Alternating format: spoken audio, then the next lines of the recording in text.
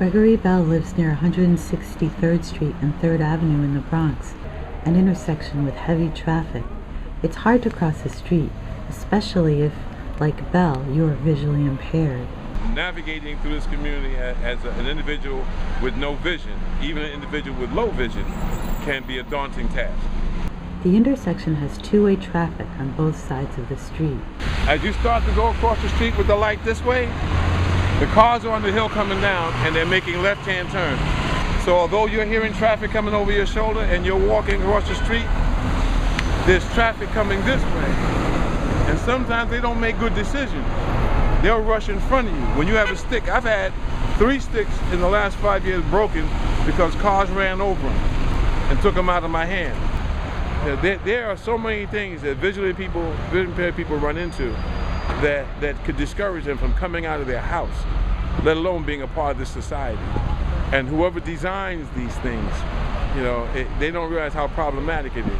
But proposed legislation would make crossings safer for visually impaired people. Browns Council member James Vaca describes 3 bills pending in City Council. So we want to have rumble strips installed on the ground that would tell a blind person when they're going into the line of traffic or when they're entering one.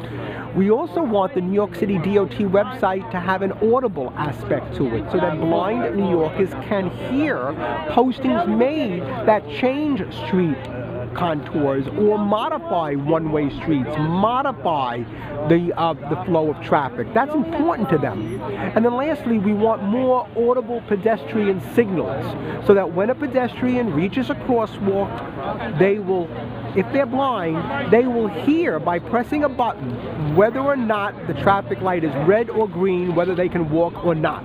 Very important. 3 pieces of legislation, very important to the visually impaired of our city. These bills are important to Vaca for another reason too. My own father was blind, and my father knew where to go locally when he wanted to go for a walk, but he knew one route only. When you change that route, when you reconfigure it, it requires a whole new education process. I've been grabbed, pushed, pulled, when not asked. Getting from one part of the street to the next corner. You can stand still waiting to appropriately go across the street, and people will literally pull your clothes off, saying that they're doing it all for the effort of trying to help you. And they do it when they don't have the light and could possibly get hit. I've gone across the street with individuals and found out in the middle of the street that they were walking across the light and there was traffic coming across my path and I could not back up because there was now traffic in back of me. That is not a comfortable situation to have to depend on a stranger's judgment and lose your independence while traveling. So the need for lights, I would hope that the City Council, the mayor and others would seriously consider making sure that there was funding enough for the DOT to be able to put in place the necessary lighting at all intervals such as this one and other major thoroughfares. For the Bronx Free Press, this is Sherry Misaki.